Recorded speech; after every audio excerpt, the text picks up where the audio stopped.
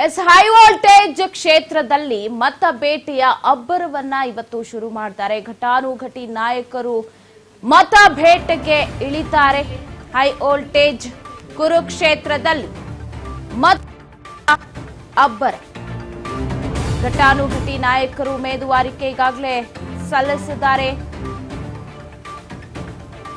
ನಾಮಪತ್ರ ಸಲ್ಲಿಕೆ ಮುಗಿತಾ ಇದ್ದಂತೆ ಅಬ್ಬರದ ಪ್ರಚಾರ.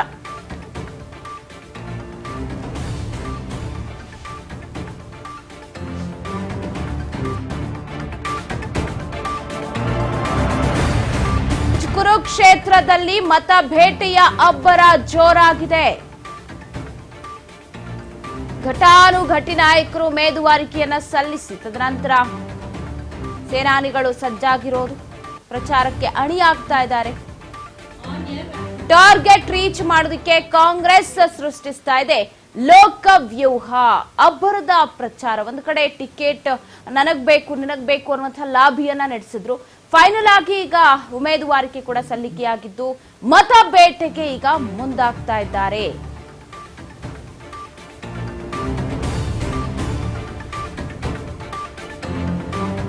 ಸಿಎಂ ಡಿಸಿಎಂ ಪ್ರತ್ಯೇಕ ಪ್ರವಾಸಕ್ಕೆ ಸಿದ್ಧವಾಯಿತು ಸೂತ್ರ. ಟಿಕೆಟ್ ಕಿತ್ತಾಟಕ್ಕೆ ಸದ್ದು ಮಾಡಿದ ಕ್ಷೇತ್ರದಿಂದಲೇ ಅಬ್ಬರದ ಪ್ರಚಾರ ಶುರು ಮಾಡ್ತಾರೆ. ಅಸೆಂಬ್ಲಿ ಪ್ರಚಾರ ಆರಂಭಿಸಿದ್ದಾರೆ. ರಾಜ್ಯದಲ್ಲಿ ಕೋಲಾರದಲ್ಲಿ ಆಡಳಿತ ಪಕ್ಷದಿಂದ ಪಾಂಚಜನ್ಯ ಅಸೆಂಬ್ಲಿ ಎಲೆಕ್ಷನ್ ಅಲ್ಲೂ ಕೂಡ ಅಲ್ಲಿಂದಲೇ ಶುರುವಾಗಿತ್ತು, ಕುರುಡುಮಲೆಯಿಂದ. ಇದೀಗ ಮತ್ತೆ ಅದೇ ಕ್ಷೇತ್ರದಿಂದ ಪ್ರಚಾರದ ರಣಕಹಳಿಯನ್ನ ಮೊಳಗಿಸಲಿದ್ದಾರೆ. ಲೋಕ ಮಹಾಯುದ್ಧಕ್ಕೆ ಕೈ ಸೇನಾನಿಗಳು ಸನ್ನದ್ಧರಾಗ್ತಾ ಇರೋದು ಹೀಗೆ.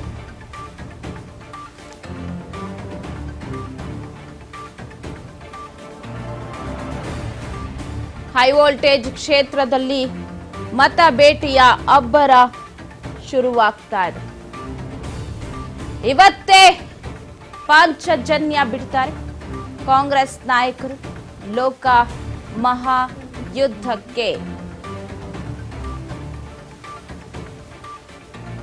2.0 ಕಾಂಗ್ರೆಸ್ ಬಸ್ ಯಾತ್ರೆ ಇದು ಲೋಕಸಭಾ ಕುರುಕ್ಷೇತ್ರದಲ್ಲಿ.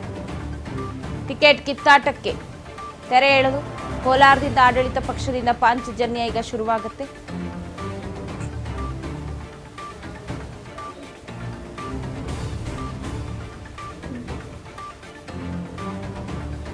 ಟಿಕೆಟ್ ಕಿತ್ತಾಟಕ್ಕೆ ಸದ್ದು ಮಾಡಿದಂದ್ರೆ ಅಲ್ಲಿ ಎರಡು ಬಣ ನಿಮಗೆ ಗೊತ್ತಿರೋ ಹಂಗೆ ರಮೇಶ್ ಕುಮಾರ್ ಅವ್ರದ್ದು ಹಾಗೆ ಮುನಿಯಪ್ಪನವರ ಬಣ. ಮುನಿಯಪ್ಪನವರ ಅಳಿಯನಿ ಕೊಡಿ ಅಂತ.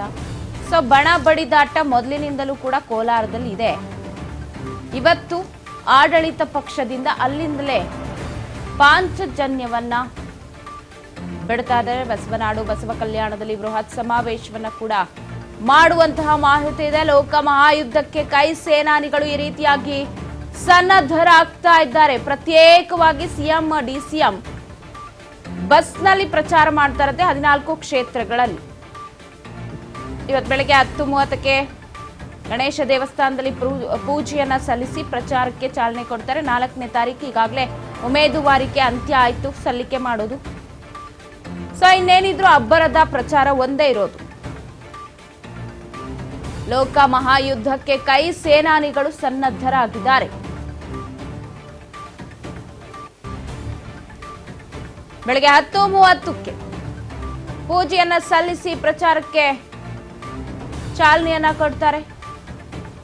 ರಾಷ್ಟ್ರಕವಿ ಕುವೆಂಪು ನಾಡಲ್ಲಿ ಸಮಾವೇಶಕ್ಕೆ ಪ್ಲಾನ್ ಮಾಡಿಕೊಂಡಿದ್ದು ಬಸವನಾಡು ಬಸವ ಕಲ್ಯಾಣದಲ್ಲಿ ಬೃಹತ್ ಸಮಾವೇಶ. ಈ ರೀತಿ ನಾನಾ ಕ್ಷೇತ್ರಗಳಲ್ಲಿ ಪ್ರಚಾರ ಸಮಾವೇಶವನ್ನ ಮಾಡ್ತಾ ಅಬ್ಬರಿದ ಪ್ರಚಾರಕ್ಕೀಗ ಮುಂದಾಗ್ತಾರೆ ಕಲಿಗಳು.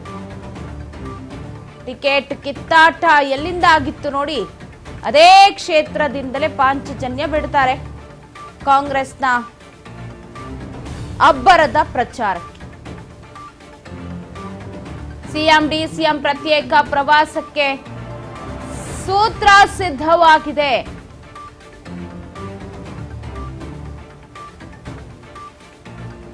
ರಾಜ್ಯ ಮಟ್ಟದಲ್ಲಿ ಬೃಹತ್ ಪ್ರಚಾರಕ್ಕೆ ಚಿಂತನೆ ಮಾಡ್ತಿದ್ದಾರೆ, ಸಿದ್ಧತೆಯನ್ನ ಕೂಡ ಮಾಡ್ತಾರೆ. ರಾಷ್ಟ್ರಕವಿ ಕುವೆಂಪು ನಾಡಲ್ಲಿ ಸಮಾವೇಶ, ಬಸವ ಕಲ್ಯಾಣದಲ್ಲಿ ಬೃಹತ್ ಸಮಾವೇಶ, ಈ ರೀತಿ ರಾಜ್ಯದ ನಾನಾ ಭಾಗಗಳಲ್ಲಿ ಸಮಾವೇಶಗಳನ್ನ ಮಾಡ್ತಾ ಅಬ್ಬರಿಸೋದಿಕ್ಕೆ ಇದೀಗ ಮುಂದಾಗ್ತಾರೆ ಕಾಂಗ್ರೆಸ್ ನಾಯಕರು. ರಾಜ್ಯ ಮಟ್ಟದಲ್ಲಿ ಬೃಹತ್ ಪ್ರಚಾರಕ್ಕೆ ಚಿಂತನೆಯನ್ನ ಮಾಡಿದ್ದಾರೆ. ಶಿವಮೊಗ್ಗ ಮತ್ತು ಬಸವ ಕಲ್ಯಾಣದಲ್ಲಿ ಬೃಹತ್ ಸಮಾವೇಶ ಮಾಡ್ತಾರಂತೆ. ಇಂದು ಕೋಲಾರದಲ್ಲಿ ಆಡಳಿತ ಪಕ್ಷ ಚಾಲನೆಯನ್ನ ಕೊಡುತ್ತೆ ಅದ್ದೂರಿಯ ಪ್ರಚಾರಕ್ಕೆ. ಇನ್ನು ಪ್ರಚಾರಕ್ಕೆ ಯಾರೆಲ್ಲ ಬರ್ತಾರೆ, ರಾಷ್ಟ್ರ ನಾಯಕರು ಏನು ಎತ್ತ, ಈ ಬಗ್ಗೆ ಗೊತ್ತಾಗಬೇಕಾಗಿದೆ. ಸೊ ನೋಡೋಣ ಯಾವ ತರ ಅಬ್ಬರಿಸ್ತಾರೆ ಅಂತ. ಇವತ್ತು ಕೋಲಾರದಲ್ಲಿ ಆಡಳಿತ ಪಕ್ಷ, ಇತ್ತ ಕರುನಾಡಿನಲ್ಲಿ ತಾರಕಕ್ಕೇರಿದೆ ಲೋಕ ಮಹಾಯುದ್ಧ. ಪಕ್ಷಗಳು ರಣಕಣದಲ್ಲಿ ಇದೀಗ ಸೆಣಸಾಡೋದಕ್ಕೆ ಸಿದ್ಧರಾಗಿದ್ದಾರೆ. ಯಾವ ತರ ಇದೆ ಹಾಗಾದ್ರೆ ತಯಾರಿ ಅಂತ. ಕರುನಾಡಿನಲ್ಲಿ ತಾರಕಕ್ಕೇರಿದೆ ಲೋಕ ಮಹಾಯುದ್ಧ.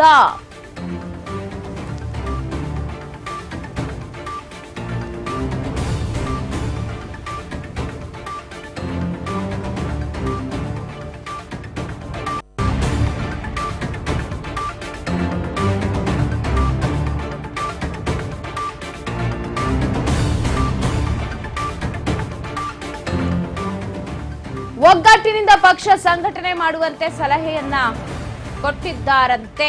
ಕರುನಾಡಿನಲ್ಲಿ ತಾರಕಕ್ಕೆ ಏರಿದೆ ಲೋಕ ಮಹಾಯುದ್ಧದ ಹಬ್ಬ. ಪಕ್ಷಗಳಿಂದ ರಣಕಣದಲ್ಲಿ ನಾನಾ ಅಸ್ತ್ರಗಳ ಪ್ರಯೋಗವಾಗ್ತಾ ಇದ್ದು, ಕುರುಕ್ಷೇತ್ರದ ಅಖಾಡಕ್ಕೆ ಕಾಂಗ್ರೆಸ್ ತಾಲೀಮನ್ನ ನಡೆಸ್ತಾ ಇದೆ.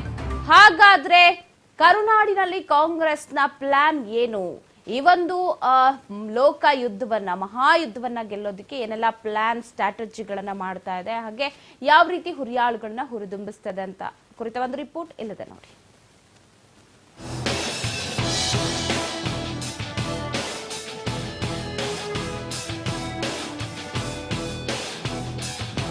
ಲೋಕಸಭೆ ಚುನಾವಣೆಗೆ ಕಾಂಗ್ರೆಸ್ ರಂಗ ತಾಲೀಮನ್ನ ನಡೆಸಿದೆ.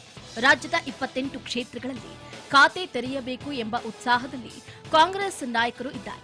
ಈ ಹಿನ್ನೆಲೆಯಲ್ಲಿ ಇವತ್ತು 2ನೇ ಹಂತದ ಚುನಾವಣೆ ನಡೆಯುವ ಕ್ಷೇತ್ರಗಳ ಮುಖಂಡರ ಸಭೆಯನ್ನ ನಡೆಸಿದೆ. ಆ ಕುರಿತ ಒಂದು ಕಂಪ್ಲೀಟ್ ರಿಪೋರ್ಟ್ ಇಲ್ಲಿದೆ ನೋಡಿ. ಲೋಕ ಅಖಾಡಕ್ಕೆ ಕಾಂಗ್ರೆಸ್ ರಂಗ ತಾಲೀಮು. 2ನೇ ಹಂತದ ಚುನಾವಣಾ ಕ್ಷೇತ್ರ ಮುಖಂಡರ ಸಭೆ. ಒಗ್ಗಟ್ಟಿನಿಂದ ಪಕ್ಷ ಸಂಘಟನೆ ಮಾಡುವಂತೆ ಸಿಎಂ ಡಿಸಿಎಂ ಸೂಚನೆ. ಲೋಕಸಭೆ ಕದನ ದಿನದಿಂದ ದಿನಕ್ಕೆ ರಂಗೇರ್ತಾ ಇದೆ. ಕಾಂಗ್ರೆಸ್ ಹಲವು ತಂತ್ರಗಾರಿಕೆ ರೂಪಿಸ್ತಾ ಇದೆ. ಈ ಚುನಾವಣೆಯಲ್ಲಿ ಅತಿ ಹೆಚ್ಚು ಸ್ಥಾನವನ್ನ ಗೆಲ್ಲಬೇಕು, ಎನ್ಡಿಎ ಮೈತ್ರಿಕೂಟಕ್ಕೆ ಟಕ್ಕರನ್ನ ಕೊಡಬೇಕು, ರಾಜ್ಯದಲ್ಲಿ ಬಿಜೆಪಿ ಅಲೆ ಕುಗ್ಗಿಸಬೇಕು ಅಂತ ಶತಾಯಗತಾಯ ಪ್ರಯತ್ನವನ್ನ ಮಾಡ್ತಾ ಇದೆ. ಇದೇ ನಿಟ್ಟಿನಲ್ಲಿ ಸಭೆಗಳ ಮೇಲೆ ಸಭೆಗಳನ್ನ ಕೈ ನಾಯಕರು ಹಮ್ಮಿಕೊಳ್ತಿದ್ದಾರೆ.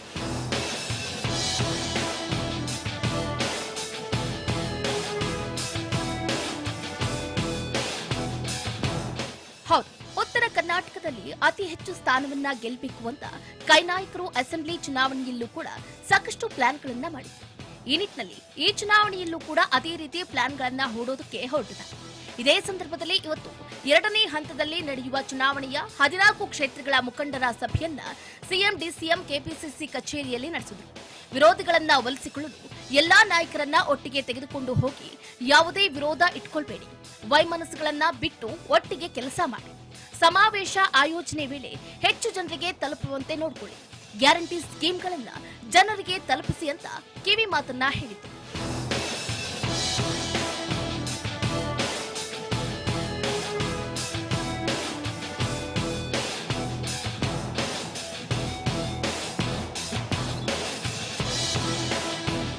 ಸಭೆ ನಂತರ ಮಾತನಾಡಿದ ಸಚಿವ ಸಂತೋಷ್ ಲಾಡ್, ಸಿಎಂ ಹೇಳಿದ್ದಾರೆ, ಎಲ್ಲರೂ ಕಾನ್ಫಿಡೆಂಟ್ ನಲ್ಲಿ ಹೋಗಬೇಕು.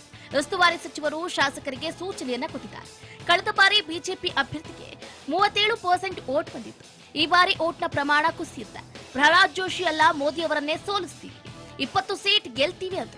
ಇನ್ನು ಸಚಿವ ಎಂಬಿ ಪಾಟೀಲ್ ಮಾತನಾಡಿ, ಇವತ್ತು ಗ್ಯಾರಂಟಿ ಬಿಜೆಪಿ ವೈಫಲ್ಯಗಳ ಬಗ್ಗೆ ಚರ್ಚೆಯನ್ನ ನಡೆಸಿದ್ದೀವಿ. ಗೆಲ್ಲುವ ಅವಕಾಶಗಳು ಹೆಚ್ಚಿದೆ. ನಾವು ಒಗ್ಗಟ್ಟಿನಲ್ಲಿ ಕೆಲಸ ಮಾಡಬೇಕು. ಬಿಜೆಪಿ ವೈಫಲ್ಯ ಜನರಿಗೆ ತಿಳಿಸಬೇಕು. ಆ ನಿಟ್ಟಿನಲ್ಲಿ ನಾವು ಕೆಲಸವನ್ನ ಮಾಡ್ತೀವಿ ಅಂತ ವಿಶ್ವಾಸವನ್ನ ವ್ಯಕ್ತಪಡಿಸಿದ್ರು. ಇವತ್ತೊಂದು ಸಭೆಯಲ್ಲಿ ಜನರಲ್ ಆಗಿ ಇವತ್ತೊಂದು ಸಹ ಏನೇನು ನಾವು ಯಾವ ರೀತಿ ಚುನಾವಣೆ ಎದುರಿಸಬೇಕು, ನಮ್ಮ ಮುಂದಿರುವಂಥ ನಾವು ಕಾಂಗ್ರೆಸ್ ಪಕ್ಷದ ಮಾಡಿದಂಥ ಗ್ಯಾರಂಟಿಗಳ ಬಗ್ಗೆ, ಆ BJPಯ ವೈಫಲ್ಯಗಳ ಬಗ್ಗೆ, ಇದರೆಲ್ಲ ಬಗ್ಗೆ ಚರ್ಚೆ ಆಗಿದೆ. ಇವತ್ತು ಸಹ ವಾತಾವರಣ ಕೂಡ ಕಾಂಗ್ರೆಸ್ ಪಕ್ಷಕ್ಕೆ ಅನುಕೂಲವಾಗಿದೆ. ನಾವು ಕನಿಷ್ಠ ಪಕ್ಷ 20 ಸೀಟ್ಗಳನ್ನ ಗೆಲ್ಲುವಂಥ ಎಲ್ಲ ರೀತಿಯ ಸಾಧ್ಯತೆಗಳಿದ್ದಾವೆ. ಅದಕ್ಕಿಂತ ಜಾಸ್ತಿ ಆಗ್ಬೋದು ಅನ್ನೋದು ಕೂಡ ಇವತ್ತು ಸಹ ಅಂದಾಜನ ಮುಖ್ಯಮಂತ್ರಿಗಳು, KPCC ಅಧ್ಯಕ್ಷರು ಇದು ಮಾಡಿದರೆ ಆ ದಿಶೆಯಲ್ಲಿ ಎಲ್ಲರೂ ಒಗ್ಗಟ್ಟಾಗಿ ಇವತ್ತು ಸಹ ನಾವು ಕೆಲಸ ಮಾಡಬೇಕಾಗಿತ್ತು ಮಾಡಿ ಮತ್ತು ನಮ್ಮ ಗ್ಯಾರಂಟಿಗಳ ಬಗ್ಗೆ ನಮ್ಮ ಬಗ್ಗೆ ಇವತ್ತು ಜನರ ಹತ್ರ ಇವತ್ತು ನಾವು ಹೋಗಿ ಅದನ್ನು ಮತ ಪರಿವರ್ತನೆ ಮಾಡಬೇಕು. ಒಟ್ಟಿನಲ್ಲಿ ಲೋಕಸಭೆ ಚುನಾವಣೆಯಲ್ಲಿ ಯಾವುದೇ ತೊಡಕು ಆಗದಂತೆ ಎಚ್ಚರಿಕೆ ವಹಿಸಿ ಹೈಕಮಾಂಡ್ ನಾಯಕರ ಟಾಸ್ಕ್ ಪೂರೈಸಬೇಕು. ಈ ಹಿಂದೆ ಚುನಾವಣೆಯಲ್ಲಿ ಒಂದು ಸ್ಥಾನ ಪಡೆದುಕೊಂಡಿದ್ದನ್ನ 20 ಸ್ಥಾನಕ್ಕೆ ತರಬೇಕು ಅಂತ ಪ್ರಯತ್ನವನ್ನ ಮಾಡ್ತಾ ಇದ್ದು, ಯಾವ ರೀತಿ ವರ್ಕೌಟ್ ಆಗುತ್ತೆ ಏನು ಅನ್ನೋದನ್ನ ಕಾದಷ್ಟೇ ನೋಡಬೇಕಾಗಿದೆ. ಕ್ಯಾಮರಾ ಪರ್ಸನ್ ರಾಜೇಶ್ ಜೊತೆ Basavaraj Hoogar, political bureau, Raj news Kannada, Bengaluru.